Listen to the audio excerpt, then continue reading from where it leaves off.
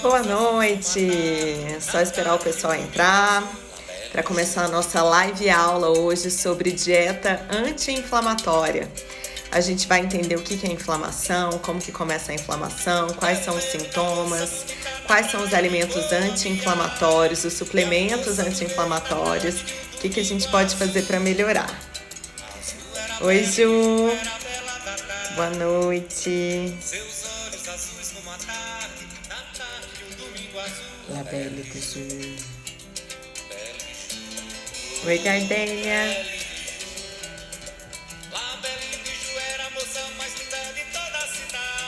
Oi, Lu.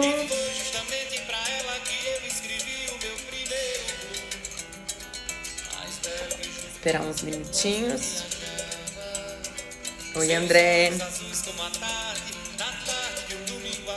Boa noite, Amarildo. Tudo bem? Oi, mãe. Oi, Pri. Tudo bem?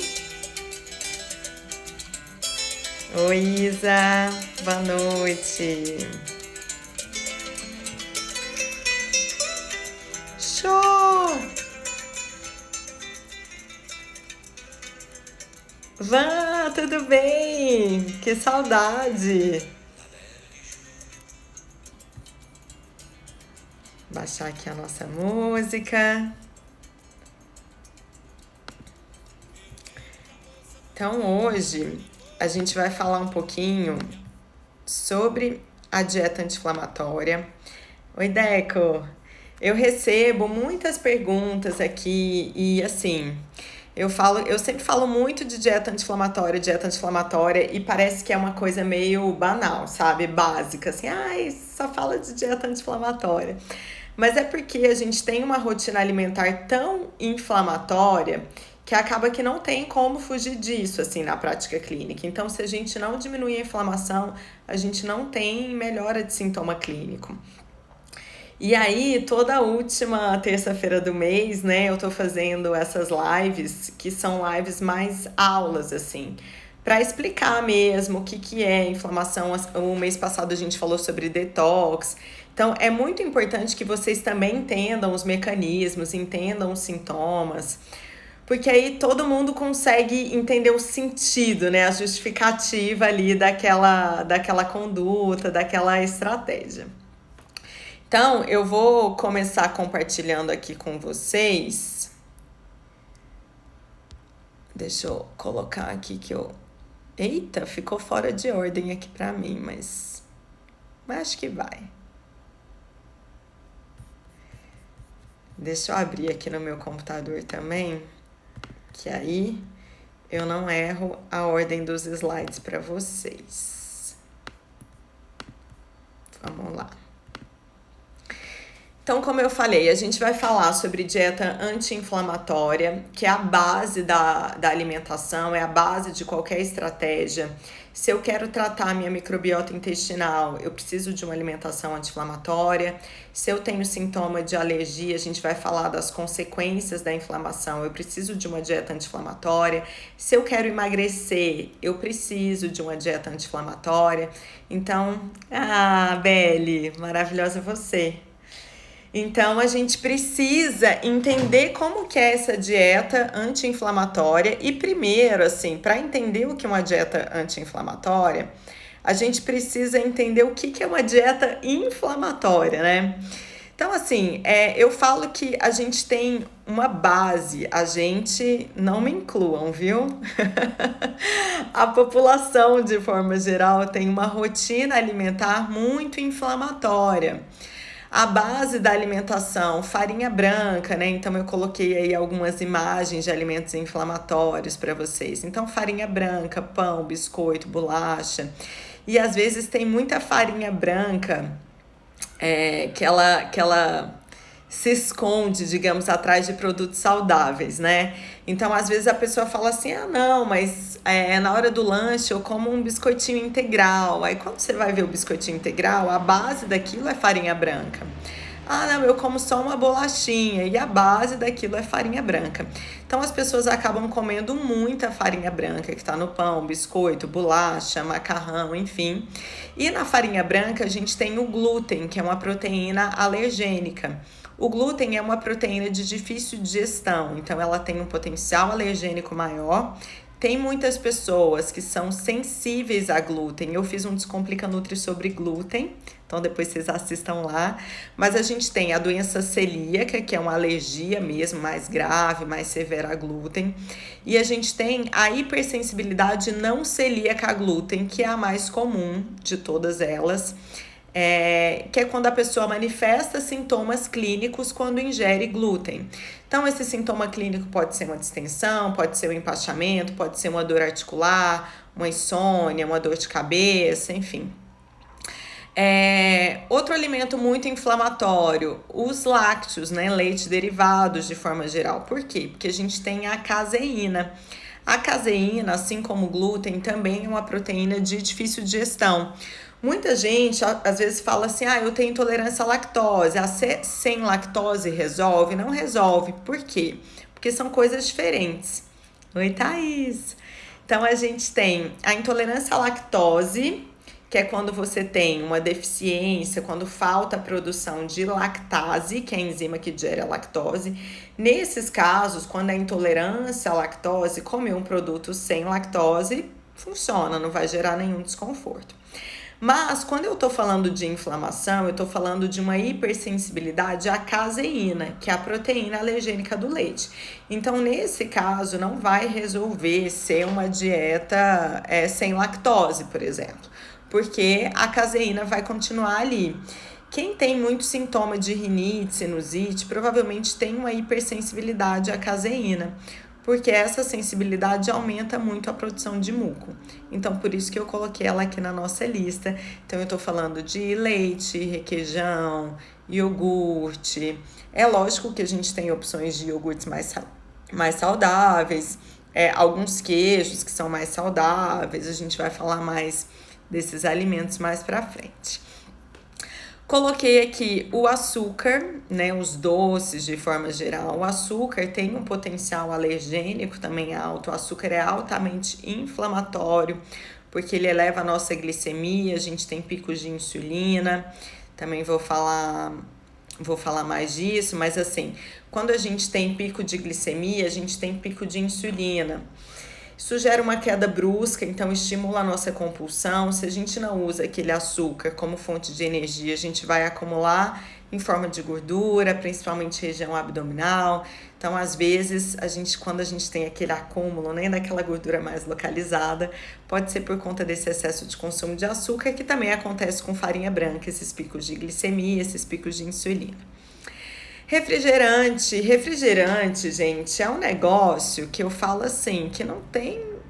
Eu sou, quem me conhece, assim, sabe que eu sou bem flexível, digamos assim, na nutrição, na alimentação, de forma geral. Mas refrigerante é um negócio que não tem, assim, meio termo. Porque o que é isso, assim? É um corante, um conservante, um açúcar ou um adoçante artificial com uma bebida com pH extremamente ácido. Então, não tem absolutamente, assim, nenhum nutriente, nenhum benefício, assim. Quando eu falo, por exemplo, um doce, pelo menos a gente usa o açúcar como fonte de energia, tem ali sei lá, a gente aproveita de alguma forma, mas um refrigerante, as pessoas ainda falam, mas eu consumo o diet. Pior, não sei se é pior, se é melhor, mas assim, ruim do mesmo jeito, porque vai ser adoçante artificial e vai ser altamente inflamatório. E as frituras, né? Frituras de forma geral, porque vão ser gorduras ruins. A gente tem muita gordura boa que a gente pode inserir na nossa alimentação, mas de fato as frituras não estão incluídas nessas gorduras boas. Então, coloquei aqui alguns exemplos de uma alimentação inflamatória. Tem vários outros exemplos. mas é só pra gente começar a entender o que tá fazendo parte ali da minha rotina alimentar, o que desses alimentos eu como com muita frequência que podem estar me inflamando, que podem estar causando algum mal para o meu corpo. E aí, para a gente entender como é que começa também essa inflamação, o que acontece? Então, assim, a gente tem, né, começa com essa alimentação inflamatória, toxinas, aí entra também, gente, assim, toxinas ambientais, agrotóxicos, contaminação por metais pesados, mercúrio, alumínio, poluição, estresse, enfim, essa vida meio louca que a gente vive e tal. Então, tudo isso gera um estresse oxidativo. A gente tem um aumento dos radicais livres, das toxinas ali no meu corpo. Isso acontece para todo mundo, normal, ter ali aquelas toxinas, aqueles radicais livres. Só que o nosso corpo, ele tem que estar preparado para, de certa forma, combater esses radicais livres. Então, a gente precisa de nutrientes antioxidantes, a gente precisa da nossa defesa antioxidante para gerar ali aquele equilíbrio com os radicais livres que eu apresento, porque é normal a gente ter esses radicais livres. O estresse oxidativo, ele acontece quando a quantidade de radicais livres supera as minhas defesas antioxidantes. Então, eu fico ali com aquele monte de radical livre, a minha defesa antioxidante não é suficiente para combater aquilo ali e eu começo a ficar mal, enferrujado mesmo, assim, o meu corpo não funciona como deveria, o meu metabolismo não funciona como deveria, minha memória, minha cognição, minha performance física, minha performance mental não funciona como deveria por conta desse estresse oxidativo. E aí, nesse caso, eu preciso estimular a minha defesa antioxidante. A defesa antioxidante, ela acontece de duas formas: de forma enzimática e de forma não enzimática. Quando a gente fala numa defesa enzimática, a gente vai precisar de glutationa, catalase, superóxido dismutase. Por que eu coloquei isso? Às vezes, eu acho importante a gente colocar algumas coisas técnicas também, mas também foi uma pergunta que eu recebi na caixinha ontem. O que é glutationa? A glutationa peroxidase, ela é responsável, uma das responsáveis pela nossa defesa antioxidante. Então, é uma enzima que vai lá e ajuda a gente a eliminar aqueles radicais livres. Como que a gente otimiza a nossa glutationa, a nossa catalase, a nossa superóxido dismutase, a nossa defesa antioxidante? Com nutriente. Que nutriente? Coloquei aí alguns exemplos, né? O selênio, o magnésio, o ferro, o cobre, o zinco. Então, se o meu corpo está deficiente nesses nutrientes, essa minha defesa antioxidante enzimática não vai funcionar de forma eficiente. Então, a gente tem uma outra forma. Eu tenho uma defesa antioxidante não enzimática. Como que ela acontece? Com os compostos fenólicos, vitaminas, minerais, esses compostos bioativos. Como que a gente consegue isso? Vitamina C, vitamina A, vitamina E, licopeno. A gente vai falar dos alimentos que têm um potencial anti-inflamatório, antioxidante. Então, eu otimizo a minha defesa antioxidante, que pode ser enzimática ou não enzimática, com vitaminas, minerais, compostos fenólicos, nutrientes antioxidantes, anti-inflamatórios, e a gente precisa disso no contexto da dieta anti-inflamatória para o nosso corpo responder.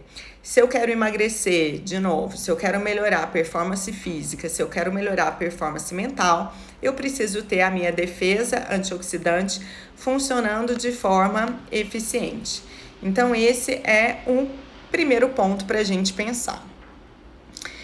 E como que eu sei se eu tô inflamado? Será que eu tô inflamado? Será que eu não tô inflamado? Essa inflamação que eu tô falando, gente, é uma inflamação crônica, tá? Uma inflamação crônica de baixo grau. que é quando a gente vai comendo esses alimentos inflamatórios por um tempo na nossa vida e o nosso corpo começa a manifestar sintomas clínicos, a dar sinais de que não está funcionando ali da forma correta. Então, como que a gente sabe que eu tô inflamado? Quando eu tô inchada, muito inchada, então no final do dia, muita retenção de líquido, inchaço, aquela sensação mesmo de inchaço é um sinal de inflamação. Insônia, dificuldade para dormir. Tem gente que não tem assim, não demora para dormir, mas quando acorda não teve um sono reparador. Às vezes ficou acordando durante a noite ou de fato não conseguiu ali ter aquele sono profundo. Então isso são sinais de inflamação. Dor de cabeça, aquela dor de cabeça mais frequente, crise de enxaqueca, pode ser sinal de inflamação. Dor nas articulações é um sinal altíssimo de inflamação. Então, eu pego muito paciente com artrite, artrose, dor articular, né? Joelho, coluna, ombro, enfim, a pessoa tá toda inflamada. Gente que é muito alérgica, rinite, sinusite, dermatite, dermatite seborreica, qualquer coisa espirra. Obrigada, Dani. Então, essas pessoas que são muito alérgicas, pode ser também porque tem muita citocina inflamatória ali e a gente precisa minimizar essa inflamação. Dificuldade para emagrecer, como eu já falei, porque o metabolismo ele não responde mesmo de forma eficiente. Então, eu vejo muito isso, às vezes as pessoas começam a fazer uma dieta e inserem muito alimentos diet, light. Aí quando você vai ver, tem aquele pão light, peito de peru, gelatina diet, refrigerante diet. Aí tá aquela alimentação, né? Cheia de urticária, também é sinal de inflamação. Ala. Então tá aquela alimentação ali totalmente inflamatória e o metabolismo não responde mesmo, o corpo não vai funcionar, ele vai guardar ali energia, ele não vai queimar, a taxa metabólica basal às vezes diminui, aí eu brinco que depois você respirou o cheiro do bolo de chocolate já ganha peso de novo. Então dificuldade para emagrecer também é uma consequência dessa inflamação. Fadiga, falta de energia, cansaço, aquela leseira, aquela vontade de fazer nada na vida, também pode ser um sinal de inflamação. Intestino irregular, né? Às vezes o intestino solta demais, prende demais, às vezes as fezes estão ressecadas, bolinha, muito muco. Alguns casos mais graves, né? Sangramento em fezes, por exemplo, aí a gente tem que investigar. Geralmente eu encaminho até para a doutora Priscila, que é coloproctologista nesses casos. Neurodegeneração. Então hoje a gente tem muito estudo assim que relaciona a inflamação com Alzheimer, Parkinson, e nem indo tão longe assim, quando a gente pensa em dificuldade de memória, concentração, quando a performance mental ali, produtividade está ruim, isso também pode ser um sinal de inflamação. A gente tem esse efeito direto no cérebro também. E envelhecimento precoce, né? Aparecimento de rugas, celulite, inflamação. Ontem também na minha caixinha me perguntaram da relação do açúcar com colágeno, né? Então, a gente tem uma degradação maior de colágeno quando a gente também está inflamado, quando a gente está com estresse oxidativo. Então, o envelhecimento precoce também é um sinal de inflamação. Então, se vocês têm algum desses sintomas, conhecem alguém que apresenta algum desses sintomas, essa pessoa pode estar inflamada e a gente precisa de uma alimentação inflamatória, de suplementação, de alimentação anti-inflamatória, de uma suplementação anti-inflamatória para a gente conseguir melhorar todos esses aspectos. E aí, perfeito, André. É isso mesmo, é uma bomba relógio. Não, e é bem isso, né? Assim, o corpo vai dando um sinal. Olha, eu tô inflamado, tô inflamado, tô inflamado. A pessoa não dá moral. Aí, de repente, aparece aquela doença. Ah, Gardênia, obrigada. A gente até falou disso hoje na consulta, né? Você tem aquele estilo de vida mais inflamatório o tempo todo, e aí de repente, pá, você descobre algum sintoma específico, né? A síndrome do intestino irritável, enfim, alguma outra doença de repente. E aí, como que eu sei o que me inflama? Então, tem duas formas da gente entender, assim, que alimento que pode ser inflamatório para mim.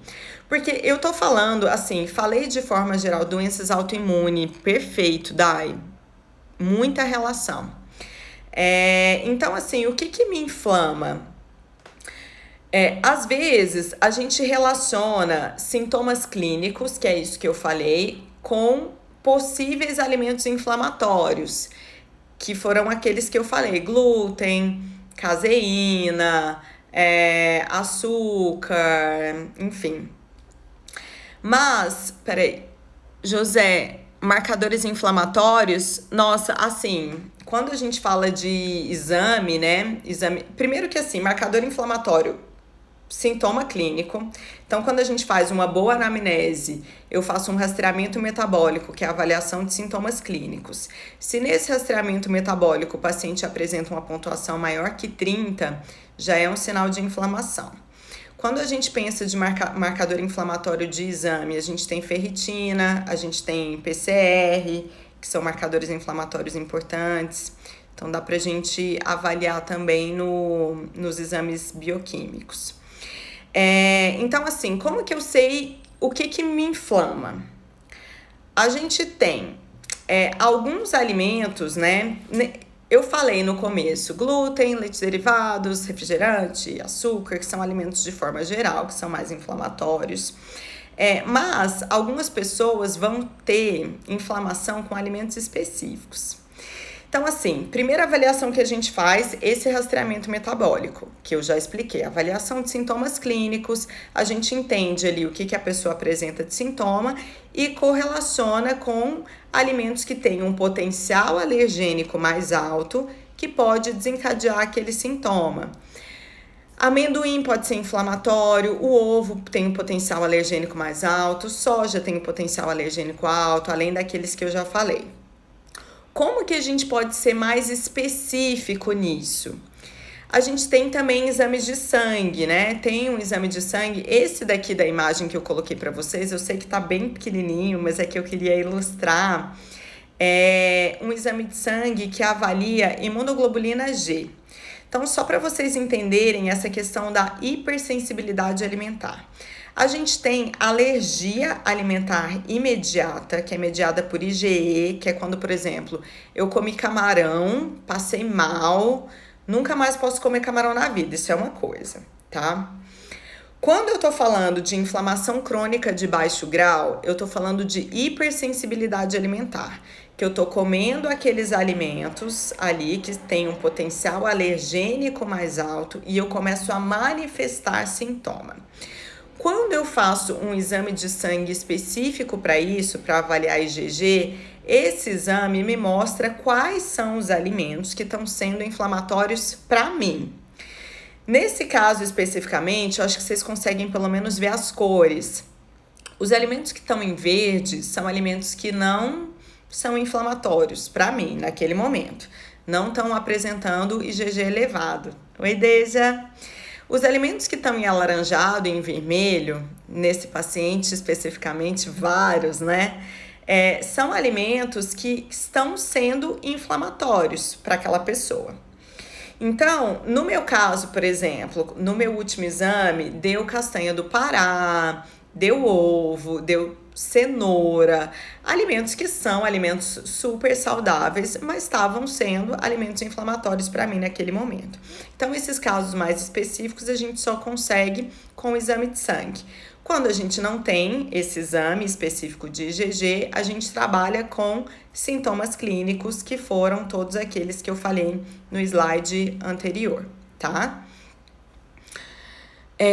A Dai falou, tem alergia tardia ao cacau e ao leite. Quando tratamos permeabilidade intestinal, é possível curar? Vou falar disso agora. Perfeito, é possível.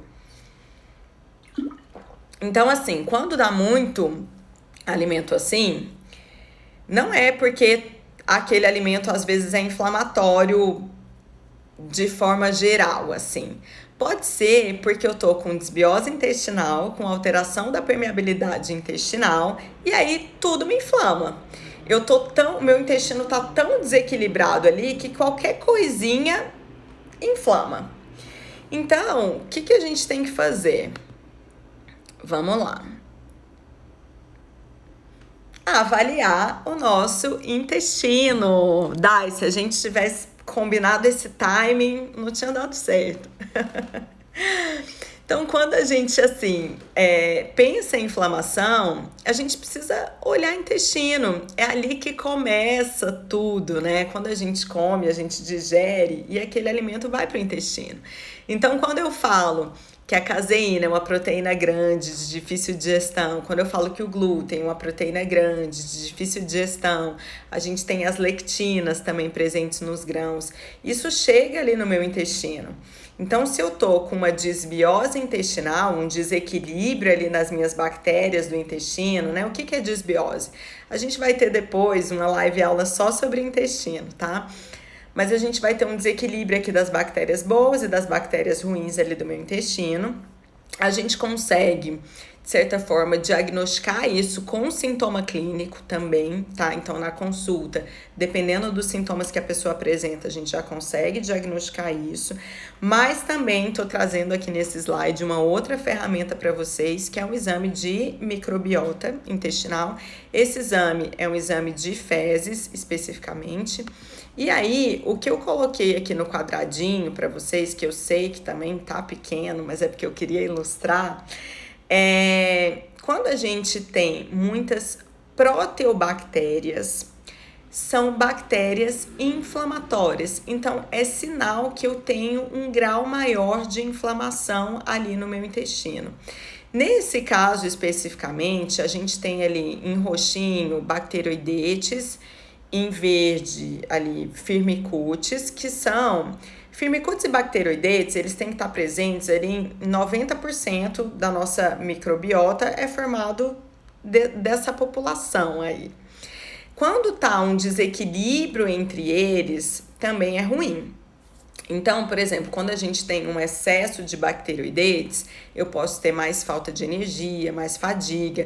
Então, são bactérias boas que devem estar ali, mas também de forma equilibrada. Mas as proteobactérias, especificamente, são pró-inflamatórias. Elas têm que estar ali no máximo 5% do meu microbioma. Nesse paciente específico, eu coloquei pequenininho, deixa eu ver se eu enxergo. 23%, 22,95% de proteobactérias. Olha como essa pessoa tá com desbiose, olha como esse intestino tá inflamado. E aí, se eu tô com alteração de permeabilidade, com desbiose, qualquer alimento que eu como vai ser inflamatório. Eu vou estar ali cheia daqueles sintomas clínicos que eu apresentei. Por isso que eu preciso tratar a minha microbiota intestinal. E aí trouxe um outro desenho que também bem legal pra gente ilustrar isso. Então, o que acontece? Naquele ciclo que a gente viu a desbiose, que é esse desequilíbrio ali das minhas bactérias do intestino. E aqui a gente vê justamente essa alteração da permeabilidade. Então, o intestino, ele é cheio de velocidades, essas voltinhas aí. Essas velocidades, elas têm que estar juntinhas, assim, grudadinhas, próximas umas das outras, porque elas exercem uma função barreira de proteção ali para mim. Quando eu tenho uma desbiose com alimentação inflamatória, uso crônico de medicamentos, estresse, privação de sono, enfim, são vários fatores associados, tá? Eu começo a ter uma alteração da permeabilidade. Tá vendo que tem um espaço entre essas velocidades? Se eu tenho um espaço maior, eu fico mais vulnerável. Então, essas moléculas, né, essas proteínas de difícil digestão, elas vão passar. Não era para passar, então elas passaram. E aí, o meu corpo não reconhece aquilo como alimento. Ele vai mandar um monte de anticorpo ali para combater. Se ele manda um monte de anticorpo para combater, eu estou gerando o quê? Uma resposta imunológica, IgG, uma resposta inflamatória. Eu estou liberando citocinas pró-inflamatórias, que são essas bolinhas aí meio brancas com a bordinha vermelha. Então, se eu tenho um aumento da circulação dessas citocinas pró-inflamatórias, a gente vai ter, por exemplo, um aumento do nosso cortisol, a gente vai ter mais ansiedade, a gente tem uma ligação do nosso intestino com o nosso cérebro, então aí eu tenho um intestino inflamado e tenho um cérebrozinho inflamado, eu tenho um desequilíbrio dos meus neurotransmissores, eu vou ter uma queda de serotonina, que é o meu neurotransmissor do bem-estar, então eu vou ficar mais triste, eu vou querer compensar essa serotonina com comida inflamatória, com açúcar, com farinha branca, eu vou ter um aumento de glutamato. Se eu tenho um aumento de glutamato, eu posso ficar mais ansioso, mais agitado, eu posso ter um desequilíbrio da minha dopamina, então eu começo a desencadear ali os mecanismos de vício. Exatamente, André. Essa é a junção que eu tô falando, né, do intestino ficar grudadinho, são as tight junctions. E aí a gente começa a ter, a gente fala de forma didática, né, mas é um afrouxamento, assim, dessas tight junctions. E aí, e ela tava ali tendo uma proteção e eu perco essa proteção, eu fico mais vulnerável. Então, isso já aumenta a nossa inflamação sistêmica e o corpo apresenta sintoma. Então, o que a gente tem que começar? Tratando lá o nosso intestino. Como que a gente vai tratar o nosso intestino? Glutamina, colágeno, própolis, eu vou falar dele, que ele está entre os alimentos anti-inflamatórios. Que mais? Prebióticos, então biomassa de banana verde, gomacácea purificada, psyllium, probiótico em alguns casos, eu sou muito cautelosa com o uso de probiótico, mas assim, como eu falei, depois a gente vai falar só sobre intestino, que é bem específico. Então, o que a gente vai fazer? Ter uma dieta anti-inflamatória, né? Então, o que é essa dieta anti-inflamatória? Com comida de verdade, né? Alimentação o mais natural possível, fruta, verdura, legumes, chás, castanhas, proteínas de boa qualidade, de preferência orgânicos, alimentos mais naturais, sem glúten, sem leite derivado, sem açúcar, sem bebida alcoólica. Aí quando eu começo a falar isso, vem aquele desespero, né? Tipo, nossa, igual na detox. Quando a gente fez aula de detox, as pessoas falaram, ai meu Deus, não quero mais fazer detox. Mas, por isso que eu coloquei aqui embaixo, né? O que é rotina alimentar e o que é exceção, gente? Então, eu preciso ter uma rotina alimentar anti-inflamatória. Então, a base da minha alimentação tem que ser anti-inflamatória. E a gente se permite algumas exceções. Então, sei lá, minha exceção vai ser o meu doce, vai ser a minha pizza, vai ser o meu vinho. Enfim, a questão é, com que frequência que eu faço essa exceção? Qual é a quantidade dessa exceção na minha rotina e qual é o grau de inflamação que eu apresento? Isso também é um ponto importante, porque assim, se eu tô muito inflamado, não vai adiantar ficar abrindo exceção não. Pensa assim, eu tô ali cicatrizando a ferida, eu vou lá, pego uma caneta e pá, furo. Não vou cicatrizar. Eu tô ali cicatrizando a ferida no meu joelho durante a semana, aí no final de semana eu vou e ajoelho no milho. Vai cicatrizar o joelho? Não vai. Ah, mas é só final de semana, mas não adianta, não vai. Então, ótima pergunta, show. Então, é bem isso, assim. O que é considerado exceção, né? Que tanto? Depende. Exceção para uma pessoa que está muito inflamada. O paciente chega e fala que tem insônia, rinite, sinusite, dor articular, azia, distensão abdominal. peraí, então eu acho que a gente vai ter que ficar sem exceção por um período até a gente conseguir desinflamar, tratar esse intestino, depois a gente permite exceções.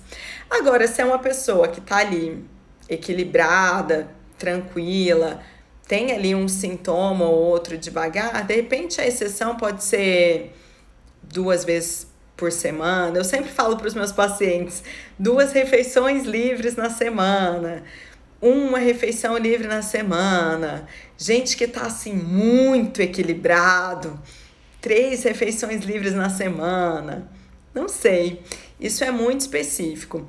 Mas é sempre importante avaliar como você está primeiro, porque se você está muito inflamado, também não adianta ele seguir durante a semana e final de semana desandar, que aí a gente nunca vai conseguir restabelecer aquela função barreira da microbiota. Eu nunca vou conseguir equilibrar ali as minhas bactérias boas e as minhas bactérias ruins, e eu não vou conseguir diminuir meu grau de inflamação, tá? Então, é importante entender eu falo assim, quanto que você tá devendo, sabe, pro seu corpo, para saber o que você pode gastar de ficha, que ficha que você tem para gastar e que ficha que você não tem para gastar. Mas é sempre importante todo mundo ter uma conduta anti-inflamatória. Bi, nem vem com 2 por dia. E aí, quando eu falo 2 por semana, a pessoa fica o dia inteiro, né? Assim, é sábado, o dia inteiro, é domingo, o dia inteiro também não é isso, não. São 2 exceções pontuais, eles são 2 refeições livres, não é o dia inteiro, a semana inteira, não. E aí, coloquei aqui para vocês alguns alimentos anti-inflamatórios, né?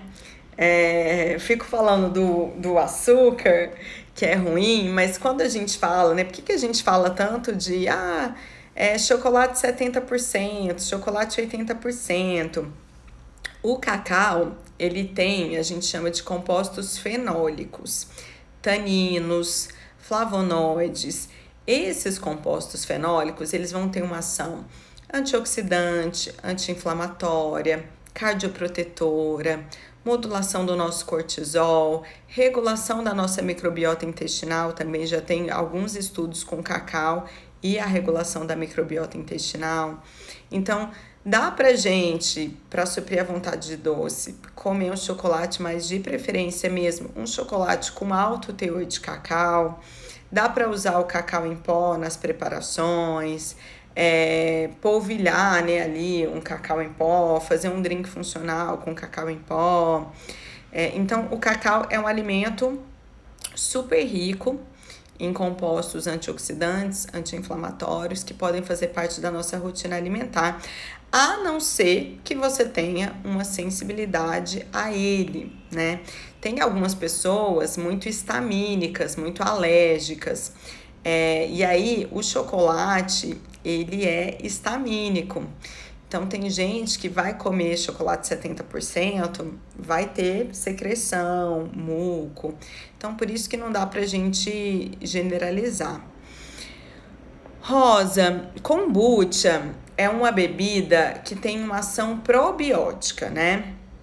Que é bem interessante, mas se é uma pessoa que tem ali uma disbiose importante, né, um desequilíbrio de bactérias, ou um supercrescimento bacteriano, ou uma síndrome fúngica, candidíase de repetição, a kombucha pode não ser interessante.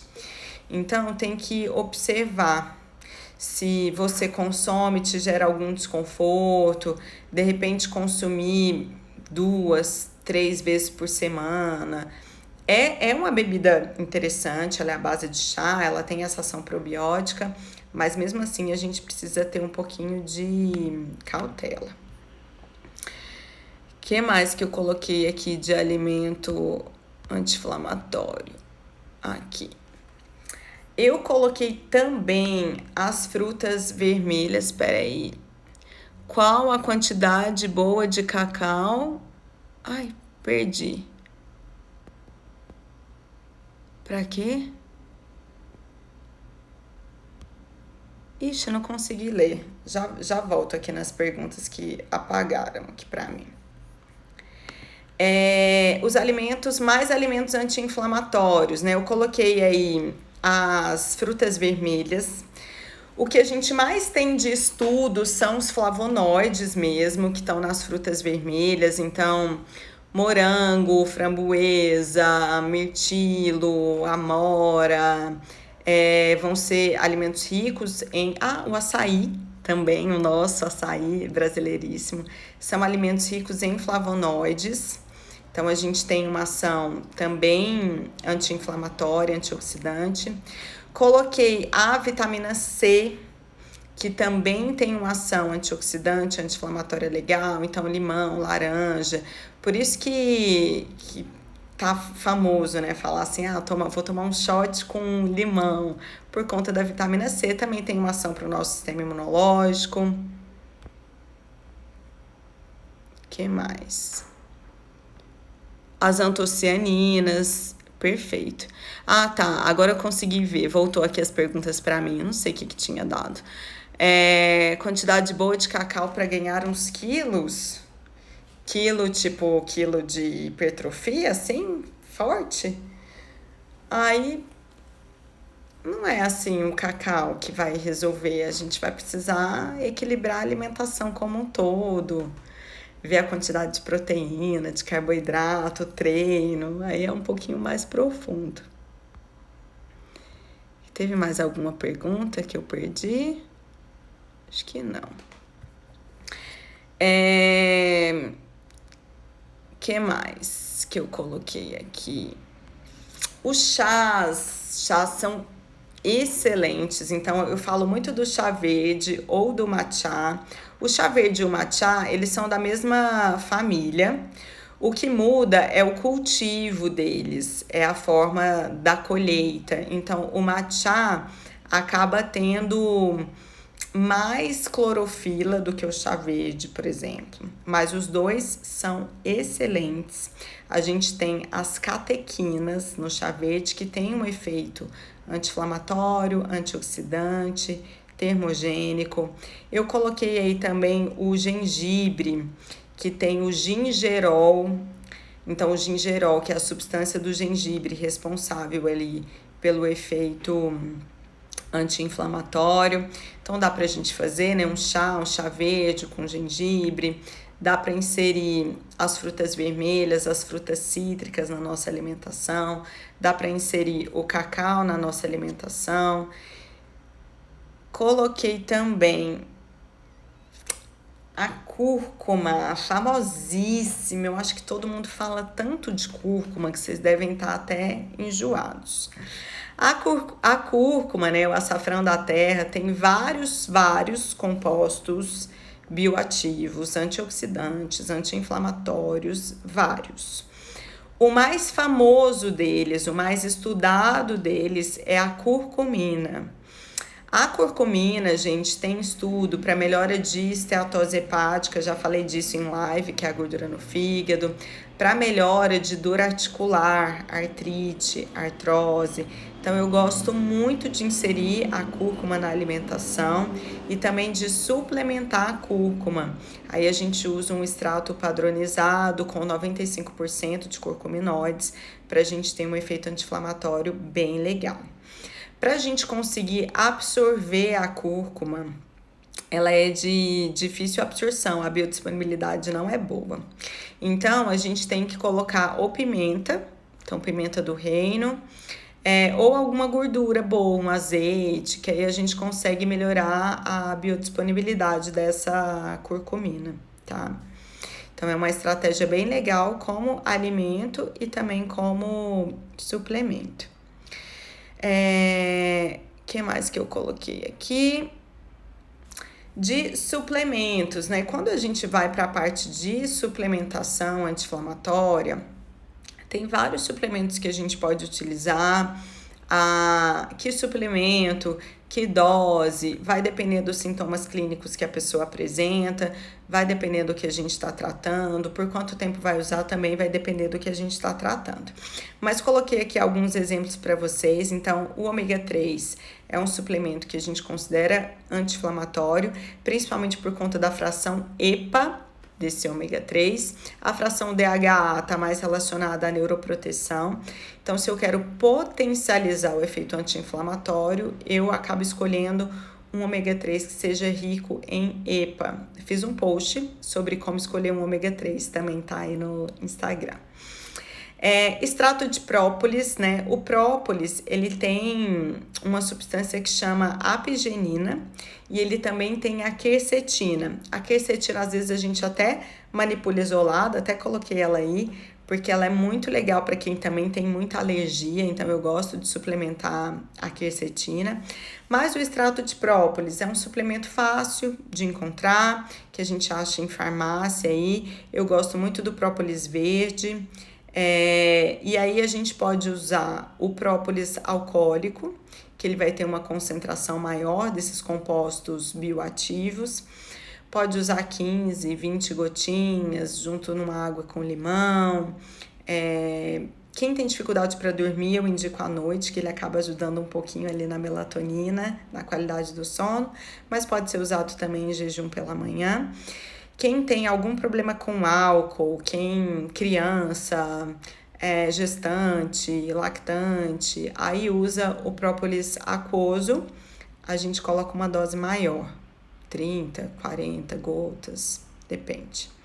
Vitamina D, uma super ação anti-inflamatória, imunomoduladora, né? A gente viu muito de vitamina D relacionada até às complicações com Covid.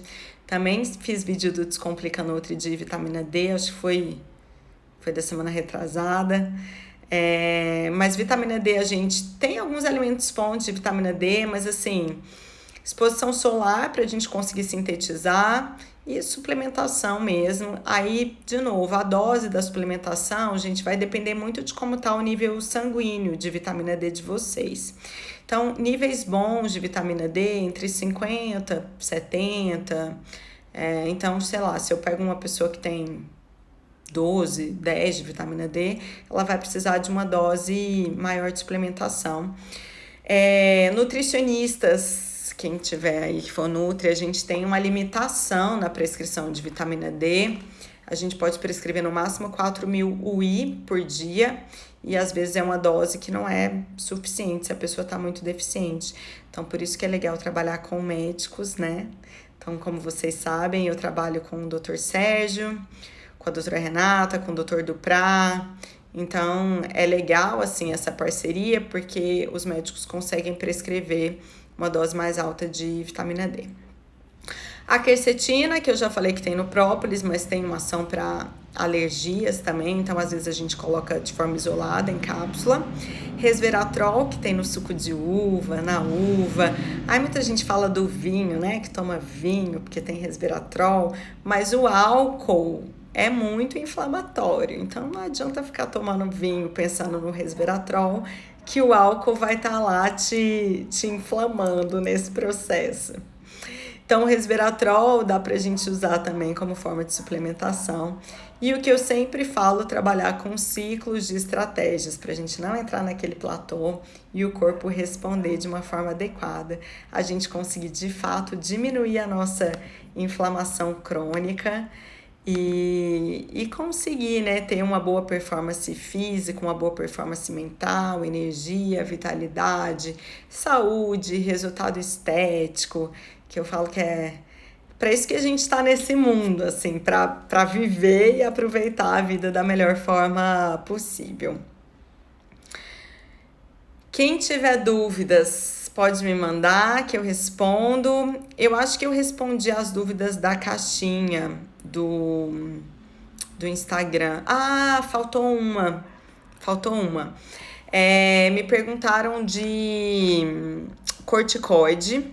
Se quem tem uso crônico de corticoide se beneficia com a alimentação anti-inflamatória, sim. E aí, nesse caso, eu sugiro uma conduta anti-inflamatória bem hardcore por pelo menos umas 4 semanas aí pra gente conseguir minimizar o impacto. Deixa eu ver o que mais. Outra pergunta dos adoçantes, né? Se numa alimentação anti-inflamatória eu posso usar os adoçantes. Gente, assim, nós temos os adoçantes naturais, stevia, xilitol, eritritol, que são opções melhores, mas, por exemplo, se uma pessoa tem desbiose intestinal, o xilitol e o eritritol vão fermentar, vão causar muito desconforto. Então, o ideal é, assim, não adoçar e, assim, adoçar o mínimo possível quando precisar, mas dá para usar esses adoçantes mais naturais, pensando num conceito anti-inflamatório. Mas o ideal é não adoçar com nada mesmo. A live, eu vou deixar ela aqui por 24 horas e depois eu vou deixar no YouTube. Então, eu coloquei aí o youtube.com/descomplicanutri.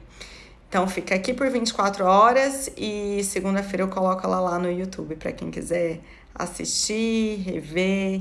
E quem tiver dúvidas pode me mandar depois também. Faltou responder alguém? Que mais? O André falou aqui, curcumina, antocianina, ômega 3, gengibre, brássicas. Esqueci de falar das brássicas, é porque eu falei na aula de detox. Mas assim, pensando naquele estresse oxidativo, as brássicas são fundamentais para a gente eliminar os radicais livres. O que é brássica? Couve-flor, brócolis, couve, então inserir isso na nossa rotina alimentar também é bom. A Sandra falou que o chá verde para ela faz mal. Então, Sandra, por isso que eu falei que nem tudo é bom para todo mundo. Então, a gente tem que avaliar individualmente mesmo. Igual isso que eu falei do ovo, né? Então, quando a gente tem aquele exame de hipersensibilidade alimentar, o que acontece? A gente trata a microbiota, exclui aqueles alimentos por pelo menos 6 semanas e depois pode reintroduzir. Reintroduz a cada 3, 4 dias e avalia sintoma clínico. Então, até a Dai tinha falado, né? Se trata permeabilidade intestinal, se trata desbiose, depois pode voltar a consumir os alimentos, avaliando o sintoma clínico, autoconhecimento, né? Frequência que consome. Comi, passei mal. Opa, então vou ter que evitar por mais um tempo. Comi, tô de boa, não passei mal, não senti nada, não manifestei nenhum sintoma. Então, tá tudo bem. Igual o ovo pra mim, eu já voltei a comer ovo, né? Fiquei 6 semanas e hoje eu como ovo umas 3, 4 vezes por semana quando eu tô mais teimosa. Mas se eu viajo, por exemplo, e aí não tem muita opção, tipo, tem pão, essas coisas, eu acabo comendo mais ovo. Mas aí eu percebo que meu olho começa a coçar um pouco. Então, é um sintoma clínico que eu já sei que eu apresento. Mas aí a gente vai ter que avaliar. Quando a vitamina D tá em 24, é interessante usar injetável? Injetável é ótimo porque já sobe mais rápido, né? Mas eu não posso prescrever. Ou dose de ataque, que é isso que o André já respondeu. A gente põe, tipo... A gente não, né? Médicos. 50 mil I e aí depois diminuir a dose. Mas aí nutricionista não pode prescrever dose alta. Mas é interessante, dose de manutenção. Por que os endocrinologistas pensam tão diferente em relação à vitamina D?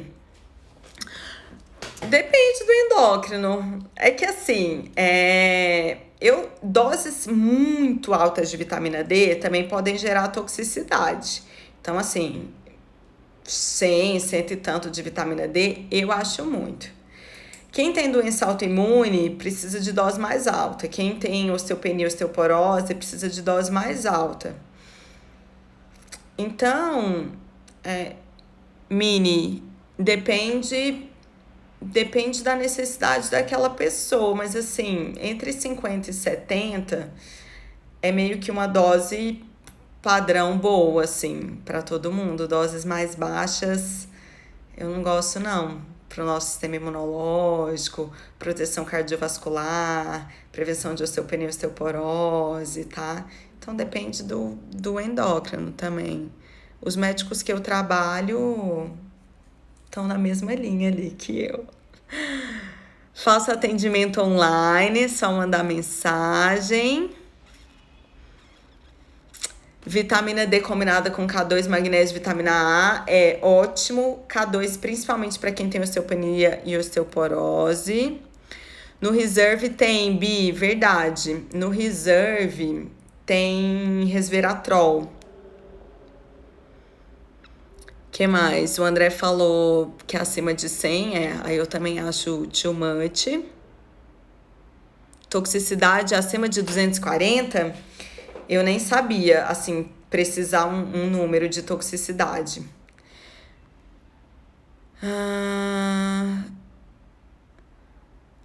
A Gardenia ainda falou um termo ótimo, né, em relação ao hormônio D, porque é exatamente isso, é um pré-hormônio D, né, porque a vitamina D faz tanta coisa, gente, tanta coisa, que ela é chamada de vitamina só por conta do passado dela, assim, de quando ela foi descoberta.